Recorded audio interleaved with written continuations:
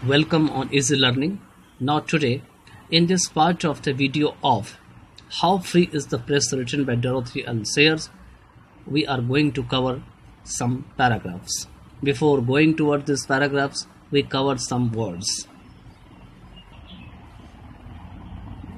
These are the words, ये सब word है. पहले हैं concerted, concentrated, combined means मिलजुल करके और एक साथ होकर के कॉन्सेंट्रेटेड.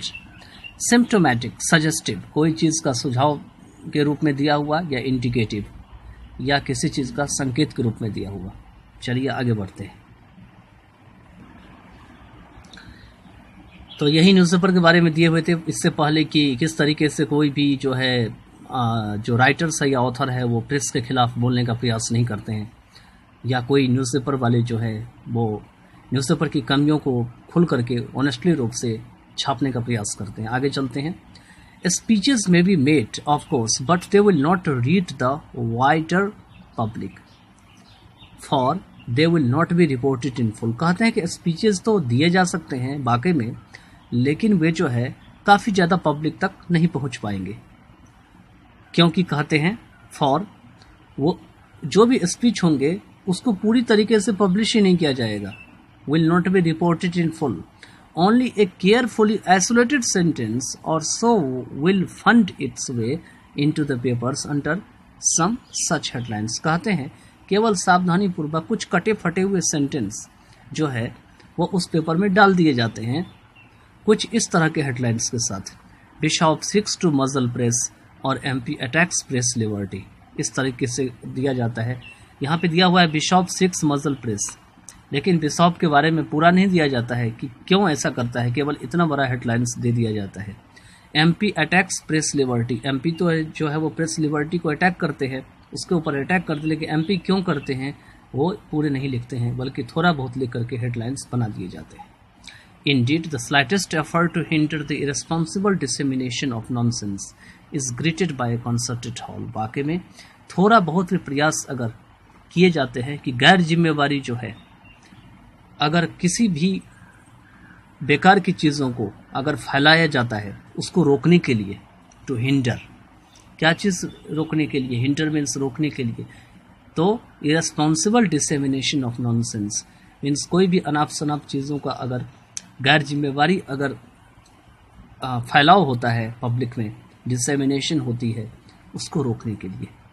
तो अगर कहते हैं अगर थोड़ा भी एफर्ट ऐसी होती है तो इस एफर्ट को क्या किए जाते हैं, is greeted by a concerted howl, इसको मिलजुल करके ऊंची आवाज़ में ग्रीट किया जाता है, बोला जाता है.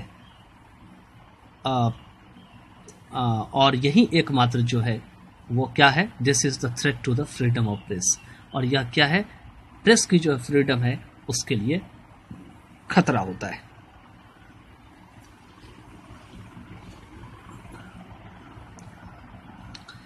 No wonder that within 3 days lately the Archbishop of York and a minister of the Crown, कहते हैं कि इसमें कोई आश्चर्य की बात नहीं है कि 3 दिनों तक हाल ही में लेटली आर्की बिशप जो यॉर्क के हैं और क्राउन के जो मिनिस्टर हैं, सुना गया, वर हर्ड, क्या सुना गया उनसे, to utter the same despairing cry, कि इसी प्रकार की जो है हताश होने वाली जो आवाज़ है वो सुनाई दिया गया. किसके सामने में, किसके लिए, तो जर्नलिस्टिक मिसरिप्रेजेंटेशन एंड इंडिस्क्रिशन, कि जो जर्नलिस्ट हैं वो क्या करते हैं, गलत चीज़ को रिप्रेजेंट करते हैं, दिखाते हैं, और इस तरीके से वो इंडिस्क्रिट करते हैं, इंडिस्क्रिशन करते हैं, मतलब किसी चीज़ों को जो है वह गलत ठहराते हैं. We can not control the press, हम जो है प्रेस को कंट्रोल नहीं कर सकते.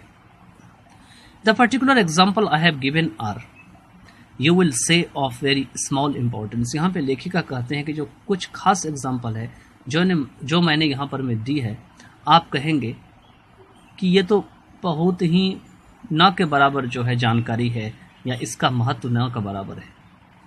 ट्रू, वाकई में that is what makes them so symptomatic and so disquieting, और वाकई में ये वही चीज़ है जो कि उनको सिम्टोमेटिक बनाती है, मतलब सजेस्टिव बनाती है. सजेस्टिव का मतलब किन को, प्रेस वाले को. सजेस्टिव मतलब उनको सुझाव देती है, और सो डिस्क्वाइटिंग डिस्क्वाइटिंग का मतलब होते हैं उनकी जो चुप भरी आवाज़ है उनको जगाती है।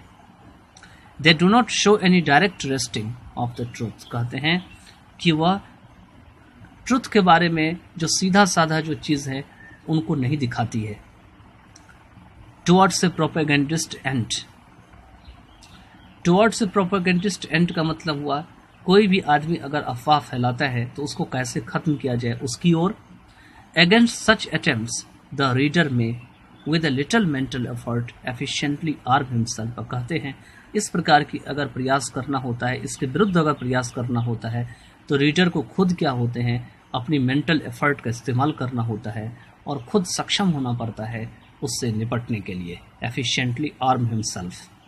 What they do clearly show is an all-pervading carelessness about veracity, penetrating every column, creeping into the most trifling terms of news, smudging and blurring the boundary lines between facts and fancy, creating a general atmosphere of cynicism and mistrust.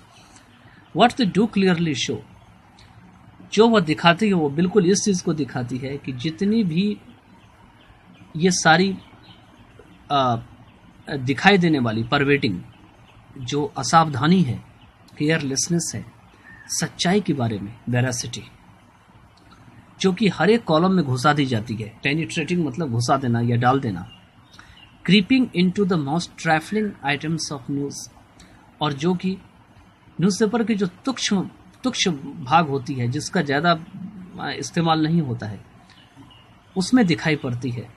Smudging and blurring the boundary line between fact and fancy, और कहते हैं जो सच्चाई और fancy है उसके बीच में जो लाइन होती है उसको भी वो लोग रगड़ करके मिटा देना चाहते हैं या धुंधला कर देते हैं। देखो फैक्ट और फैंसी का मतलब क्या होता है। फैक्ट का तो मतलब होते हैं बिल्कुल सच्चे, और फैंसी का मतलब होता है हम वो चीज़ सोचते हैं, ऐसा चीज़ सोचते हैं जो कि हो जाए, वो होता है फैंसी। इसीलिए इमेजिनेशन और फैंसी में अंतर होता है। इमेजिनेशन जो होते हैं वो होते हैं कि हम कुछ भी बैठ करके इमेजिन तो कर लेना, लेकिन वो हो या ना हो इससे मतलब नहीं होगा। लेकिन फैंसी का मतलब होता है कि इस तरीके से किसी चीज़ को सोचना कि वो हो जाए। और इस तरीके से जब कोई भी न्यूज़पेपर वाले ऐसे करते हैं, आगे यहाँ पे दे रखे हैं, creating a general atmosphere of cynicism and mistrust, तो यह क्या दिखाती है, एक सिनिसिज्म की एटमॉस्फेयर तैयार करती है और एक मिसट्रस्ट की एटमॉस्फेयर तैयार करती है।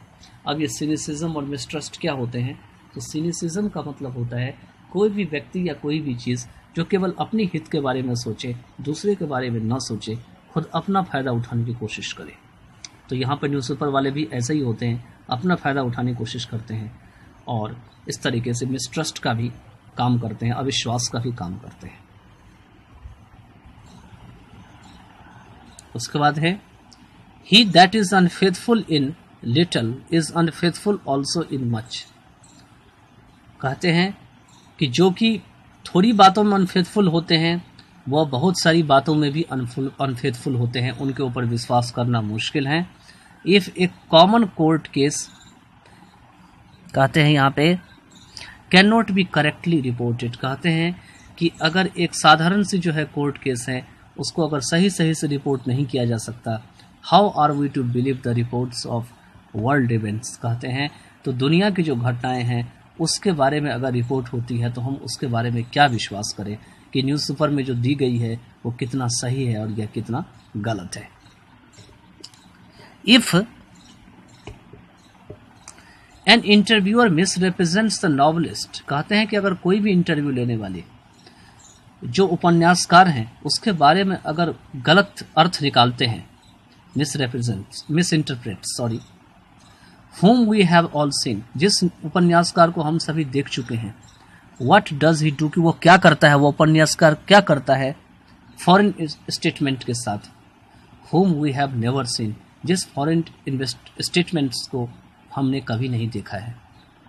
if the papers can be convicted of false emphasis, garbling, inaccuracy, reversal of fact, random invention, miracle mongering and flat separation in cases, कहते हैं कि अगर केसेस में इन पेपर्स को अपराधी ठहराया जा सकता था, किस चीज़ का अपराधी, फॉल्स एम्फेसिस का, गार्बलिंग का, इनएक्यूरेसी का, रिवर्सल ऑफ द फैक्ट का, रैंडम इन्वेंशन का, मिरगल मॉन्गरिंग का और फ्लैट सेपरेशन का, where such distortions are of advantage to nobody, जहाँ पे सारी जो है तोड़ मरोड़ करके जो है बात लिखी जाती है वो किसी के फायदे की नहीं होती है, are of advantages of nobody. What are we to suppose about those cases in which vested interests are closely connected? कहते हैं कि हम उन सभी केसेस को क्या माने जहाँ पर में कि केवल हित की चीज़ें जो है वो मिला करके लिखी होती है, जो ज़्यादातर न्यूज़पेपर वाले की हित की चीज़ें लिखी रहती है. And above all, what are we to make of the assumptions on which all this is based? और कहते हैं और आखिर में हम किस प्रकार के assumptions जो है करें जिस पर में ये सारी चीज़ें आधारित होती है. तो यहाँ पे साफ साफ सब कुछ दिया हुआ है. assumptions का मतलब होते हैं यहाँ पर में कोई भी आकलन करना, अनुमान करना, भले वो चीज़ झूठा ही क्यों ना हो, वही है assumption. That the reader is too stupid to detect falsehood and too frivolous to even resent it. कहते हैं रीडर जो है काफ़ी ज़्यादा स्टूपिड होते हैं कि उसमें से वो गलतियों को निकाल बैठते हैं, खोज निकालते हैं. डिटेक्ट मीन्स खोज निकालना. और काफ़ी ज़्यादा जो है फ्रीविलस होते हैं. फ्रीविलस का मतलब यहाँ पे हुआ जो कि किसी चीज़ पर ज़्यादा ध्यान ना दे, उसको मजाक में उड़ा दे, कि रीडर जो है इसको ऊपर थोड़ा सा भी उनको पढ़ के इसके ऊपर गुस्सा नहीं चढ़ता है, तो उसी को कहा जाता है टू, या उनको गुस्सा नहीं आता है, too frivolous to even resent it. This part of the video is going to be very large, so I hope that in the next video I will complete this chapter. By then, take care of yourself and share this video as many students as possible, so that they can also take advantage of this video. They can also strengthen their language. Thank you.